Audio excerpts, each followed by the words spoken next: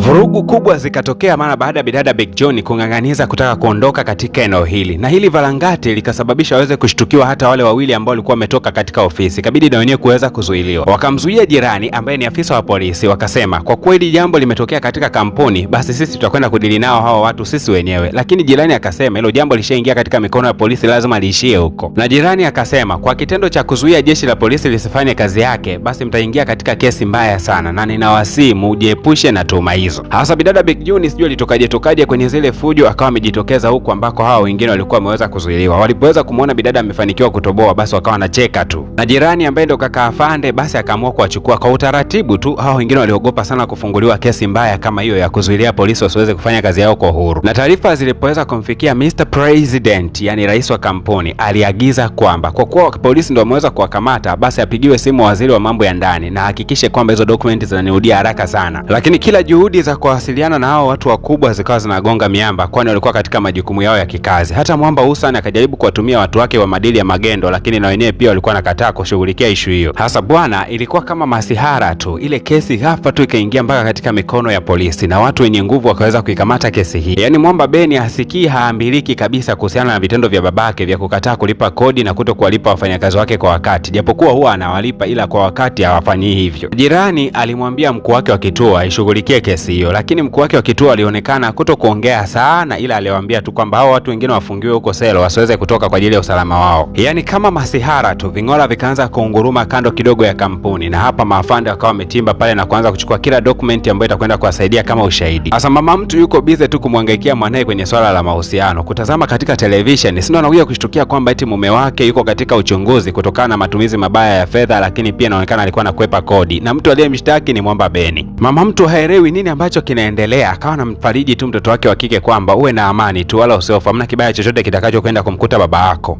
Na mzee akiwa yuko ofisini kwake akawa anayakumbuka maneno ya mtoto wake alipokuwa anasema kwamba kukimbia kodi ni jambo ambalo litadumu kwa muda mfupi tu, lakini baadaye litakuja kukumbuka. Lakini mzee akawaza sana, mwanangu wa kumzaa anakuja kunifanyia jambo kama hili, sawa tu. Akawa ananyuka zake anaondoka, lakini akamkuta mtoto wake ameinama pale kichwa mlangoni, akajifanya kama hajamuona, akawa anampisha tu. Alafu Mwamba Beni alivyokuwa hana akili timamu akaanza kumuuliza babake, baba unataka kunipiga au? Mzee wake akaona amezaa chizi na fala kabisa ambalo alijitambui, moja kwa moja akataka kuanza kumshambulia, lakini wafanyakazi wengine wakamzuia, akasema mzee usijatafie kesi, acha tu. Sasa Mwamba Beni anazidi kukimbia huku anacheka, yani anashuka chini anakutana na Mwamba Hussein. Sasa Hussein akasema, hivi unajua wewe ni kichaa chizi ambaye hujitambui na unajitafutia laana isiyokuwa na maana kabisa. Baba yako analia, unakimbia ukiwa unacheka, hata kama baba yako ni muovu sio kumfanyia hivyo wewe. Lakini Mwamba Beni akasema, najua ninachokifanya ni kibaya, lakini kwa kuwa tu kinakomesha matukio ya kiovu, basi mimi naona kwangu ni kizuri na ninastahili kukifanya hivi, nastahili pongezi sio kulaumiwa. Lakini Mwamba Hussein akasema, kwa hiyo unakwenda kuivunja ngome ambayo baba yako ameijenga kwa miaka mingi, umeishi maisha ya kifahari kwa sababu ya hiyo ngome ambayo baba yako ameiandaa, leo hii unakwenda kuivunja kirahisi tu, au kwa sababu ya kile kibidada unachokipenda? Lakini Mwamba Beni akasema, wala sio kwa sababu ya bidada, wala sio kwa sababu ya mapenzi, lakini nilichokifanya ni kwa sababu ya wafanyakazi wengine, lakini maslahi ya nchi, lakini pia maslahi ya babangu na kumjenga kuwa na tabia njema. Lakini Mwamba Hussein aliwaka sana, akamwambia wewe ni fala chizi, una akili timamu kabisa. Yaani kampuni ambayo nilitarajia nitakuja kuilisi inaonekana unataka kuiharibu, au kwa sababu wewe sio mtoto wa kwanza ambaye utakwenda kuilisi kampuni hii. Na Mwamba alipoyasikia maneno hayo ya kaka yake akawa anatoka nje ya kampuni, lakini amefika tu mlangoni akakutana na bidada pale na Mwamba Jeho. Basi moja kwa moja wakawa wameweza kumkumbatia. Yaani ukishaga mkumbatia huyo Mwamba anapata kiburi si cha ajabu namna gani. Alafu Mwamba alipozuzu likaanza kusema, mimi naogopa sasa hivi kuelekea nyumbani kwa sababu baba akiniona anaweza kanipiga mpaka kaniua. Alafu amesema kwamba mimi sio mtoto wake. Lakini kabidada Big John kana nguvu, kamelishika jamaa kichwa si mchezo, kakaanza kuliambia kwamba unajua wewe usiofu bana, hata kama familia yako itakutenga mimi nitakupa upande wako. Mwamba sawa. Lakini mama mtu aliweza kumuita mwanae Beni na akasema kwamba baba yako siku ya kesho anahitajika katika kituo cha polisi kwenda kutoa ushirikiano, ninaomba wewe uambatane naye kwa sababu kaka yako hatakuwepo. Jamaa akakuta mama yake hata amfokei kwa kile alichoweza kukifanya, yakaanza tu kusema, mama naomba unisamee kwa kumuingiza mmeo katika matatizo. Lakini mama akasema kwa kuwa ndio njia sahihi ambayo umeona baba yako anaweza correct makosa yake, basi ni sawa tu. Lakini mwisho wa siku mama yake akaanza kulia kwa uchungu, akasema lakini wewe sio kumfanyia hivyo baba yako. Kesho yake mapema na alfajiri mzee baba akawa anaelekea kituo cha polisi, akaiaga familia yake, akasema mniombee mambo yaende kuwa mazuri, lakini kama mambo yatakuja kuwa mabaya, basi huenda mwisho wangu utakuwa si mzuri kama ambavyo mtoto wangu mwenyewe ameamua kunipangia haya mabaya yaweze kunikuta. Kwa elini akawa anaondoka. Lakini Mwamba Beni naye alikuwa ametimba jirani kabisa na kituo cha polisi ambako mzee wake alikuwa anatakiwa kuingia. Mbele ya waandishi wa habari, mzee baba alitamani kumkata mwanae maviganja hivi, lakini akagundua kwamba yuko mbele ya vyombo vya habari, akaamua kupotezea tu. Akamwambia, we fala, unanisaliti babako kisa kibidada kisichana? Yani unanisaliti mimi kisa mwanamke au kisa wewe Mwamba Jeuni rafiki yako? Una akili timamu wewe? Lakini mzee akasema, sikulaumu, ni ufala na uchizi ulionao. Kwa heri bana, nadhani huu ni wakati wangu kulipa yote ambayo nilikuwa nimeyafanya. Lakini wakati mzee baba anaingia ndani ya kituo cha polisi kwenda kufanyiwa mahojiano, aliwaambia tu waandishi wa habari kwamba kila kitu ambacho atakwenda kuhojiwa atakijibu kwa kweli na uwazi kabisa. Lakini mzee baba anahojiwa huku ndani, kila kitu akawa anakana, anasema mimi hicho sikijui wala sikukifanya. Alafu mzee baba akasema, muda wa kujibizana mimi na mwanasheria mmoja sina huo muda, jibizana na wanasheria wangu hapo nyuma. Sasa wanasheria wake wako kama 20 hivi nyuma ya mzee baba. Lakini kutokea siku ambayo mzee baba, yani rais wa kampuni, aliweza kukamatwa, basi mauzo katika kampuni yakaanza kuongezeka. Hii inaonyesha kwamba wafanyakazi walianza kufanya kazi kwa uhuru sana. Mama yake na bidada Bekju aliposikia kwamba mzee baba, rais wa kampuni, amekamatwa, alifurahi sana. Lakini pia majukumu katika kampuni yaliendelea kurudi kama kawaida na kila mmoja alianza kuonesha tabasamu lake. Lakini pia likaondolewa gepu katikati ya matajiri na masikini. Lakini pia hata wafanyakazi wadogo wakaruhusiwa kununua hisa katika kampuni. Mama yake na Mwamba Beni bado hajakata tamaa kabisa. Kila wakati anaamini kwamba kabidada Bekju ndio mke sahihi kabisa kwa mwanae Beni. Akazidi kukaambia kwamba kama ukiendelea kudeti na mwanangu na kuahidi maisha mazuri binti yangu. Lakini bidada Bekju akaomba msamaha sana kwa kuwa upande wa Mwamba Beni kipindi chote ambacho kimeweza kupelekea mpaka baba yake akaweza kukamatwa na kupeleka polisi. Lakini mama mtu akasema hapana, ilikuwa ni haki na ni stahili kabisa kufanyiwa jambo kama lile. Na kutoka siku ambayo rais wa kampuni alikamatwa, basi mauzo katika kampuni yaliweza kuongezeka kwa sababu hamasa na utendaji kazi uliongezeka sana katika kampuni. Kwa niseme juhudi zenu zimefanya sana kazi. Hasa huku upande wa pili Mwamba Jeuni ameshashinda mchakato wake na kuhakikisha kwamba amempeleka kituo cha polisi mheshimiwa rais wa kampuni. Sasa akawa anajifikiria kwenye swala zima la mahusiano. Ukweli ni kwamba Jeuni alikuwa akimpenda sana bidada Bekju na alikuwa anatamani kumwambia ukweli siku moja, ila alishindwa kumwambia ukweli na ameshawaiwa na tayari Mwamba Beni anadeti na bidada. Kwa jamaa akaona ili asibuguze kabisa mahusiano ya wale wawili, aame kabisa katika ile eneo alilokuwa akiishi kabla. Lakini Mwamba kabla hajaondoka kwanza akawafuata wawili hao, hapo akasema, unajua wewe Beni ni mpumbavu sana. Yaani muda wote unakaa na bidada ila hujui vitu gani bidada ambavyo anavipenda. Mimi nimeishi naye kwa muda mrefu sana, kwa unajua kila kitu ambacho anakipenda. Na wakati huo bidada akatoka na Mwamba Jeuni wakawa wameelekea katika nyumba mpya ambayo Mwamba Jeuni anakwenda kuhamia. Sasa walipoweza kufika hapo, Mwamba akaanza kumfungukia bidada kwamba nimewahi kukupenda kabla sana tu, lakini nilikosa ujasiri wa kuweza kukwambia. Mpaka dakika hii tonge limeweza kuniponyoka mkononi, lakini naamini kwamba Beni ni mtu sahihi kwako kwa sababu anakupenda pia. Bidada akasema sawa, nashukuru kwa sababu ulitambua jambo hilo na kwa sababu hukuweza kuniambia pia, na mimi nimempata mtu sahihi ambaye moyo wangu unampenda pia, ila ninatarajia kuondoka siku za hivi karibuni kuelekea Norway. Nataka nikatazame vitu fulani ambavyo nilikuwa nikivipenda sana kutokea udogoni, lakini nawaza ndamwagaje Beni mpenzi wangu. Basi Mwamba Jeuni akaanza kumshauri namna gani atakwenda kuongea na huyo Mwamba, akamwelekeza maelekezo kama yote. Sasa haya maelekezo yalitumia muda mrefu sana mpaka bidada akachelewa sana kurudi nyumbani. Sasa Mwamba Beni anamsubiria bidada nyakati za usiku, yana amejikuta mbaya kichwa kinauma. Jamaa anamsubiria bidada kwenye baridi. Mwamba Beni wakati anaendelea kusubiri akashuhudia jirani anakuja na bidada yang hii. Inaonyesha hawa tayari wana date kwa sababu namna walivyokuwa wameshikana na namna ambavyo alikuwa anarudi nyumbani tayari hawa ni wapenzi. Sasa yeye akaendelea kumsubiria mpenzi wake, mbona arudi tu. Lakini Mwamba akiwa amekaa hapo akaanza kuwaza, sije ikawa Mwamba Jeuni limeenda kumtongoza bidada huko alafu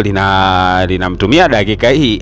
Hapana bana, mawazo ya kijinga hayo, haiwezekaniki. Haya bwana, hiyo siku ilipita, haikueleweka imepitaje. Lakini siku ya kesho yake tunaonyeshwa bidada akiwa ndo kwanza anajiandaa kuelekea sasa Norway kwenda huko kwenye trip yake aliyokuwa amepanga kwa muda mrefu. Na wakati maandalizi ya safari yameshakamilika, basi bidada akaanza kuambia marafiki zake, jamani mimi naelekea Norway, kwa hiyo niwaage tu. Lakini Mwamba mmoja tu hakuepo katika wakati kipindi hicho bidada alikuwa naaga, alikuwa ni Mwamba Beni. Sasa Mwamba Jeuni eti anakuja kumwambia Mwamba Beni kwamba bidada leo anaondoka anaelekea Uingereza. Jamaa alishangaa sana, yaani ameshindwa kuniambia mimi mpenzi wake anakuja kukuambia wewe, si ujinga gani huu? Baadaye Mwamba Beni akamfuata bidada akamwambia, kwa hiyo unaondoka? Bidada akasema ndio, nisamee kwa sababu nilikuwa nashindwa kukuambia nikamtuma Mwamba Jeho. Mwamba akasema, kwa hiyo wewe ni mpumbavu kiasi hicho? Kwa hiyo wewe hata katika mahusiano yetu ni kwamba kuna vitu utakuwa unashindwa kuniambia hata tukiwa tuko kwenye ndoa, utakuwa unamuita kwanza Jeho ndo aniambie mimi, si ndio? Akamwambia poa basi, nikutakia safari njema. Jeuni ataniambia kama utakuwa umerudi salama. Kwa heri. Mwamba kaondoka zake akafunga mlango kwa kubamiza sana. Na bidada alivyo na roho ngumu huyu, hata kwenda kumwomba Mwamba msamaha kuenda, akaelekea moja kwa moja mpaka airport. Mama yake na mama mkwe wake wakaja kumuaga na kumtakia safari njema. Alafu baada ya kuagana na wazazi wake akampigia tena Mwamba Jeuni akamwambia kwamba ninaamini kwamba nitakwenda kuishi vizuri huko na kufurahia enjoyment yangu vizuri kabisa, lakini nikutakie maisha mema. Pia usisahau kuniagia kwa Mwamba Beni. Angalia huyu bidada alivyo na dharau mbaya. Lakini Mwamba Jeuni akamshauri bidada, kwa nini wewe ndio usimpigie Beni? Bidada akasema nahisi atakuwa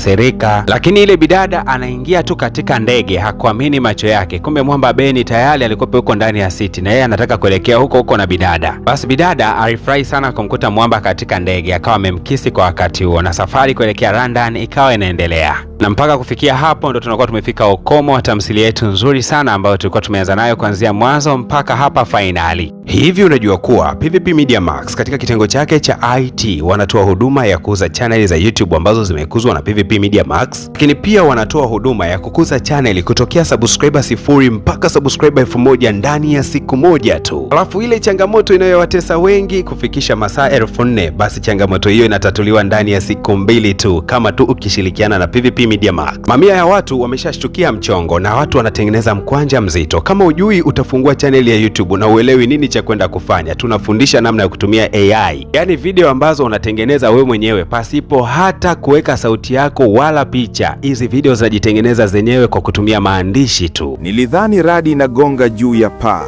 mpaka niliposikia ikigonga chini ya ardhi, na pale kwenye maji ya barabarani kitu kilining'inia kama kamba, lakini kilikuwa ni ngozi ya nyoka imeandikwa jina langu. Kuanzia siku hiyo pesa zilianza kutoka sehemu ambayo haiwezi kutoka pesa, kaburini tu. Mbona hii ni zaidi ya ofa? Yani unajifungulia akaunti ya YouTube, baada ya hapo inakuzwa mpaka kufikia vigezo ndani ya siku moja, kisha baada ya siku 2 inatimiza masaa, siku ya 3 unafundishwa namna ya kutengeneza content. Alafu kilaini tu ukiwa nyumbani unatengeneza mkwanja mzito. Wewe bwana wewe, upewe nini? PVP Media Max ni zaidi ya burudani na ni zaidi ya ajira. WhatsApp katika namba yetu ya simu ni 0622113984. Huduma zetu ni gharama nafuu kabisa. Kwa shilingi 100,000 tu unatengenezwa channel na kuziwa. Kumbuka, ofa hii itakapoisha gharama itakuwa kubwa zaidi. Wahi sasa, ipatia huduma yako, tengeneza ajira yako binafsi.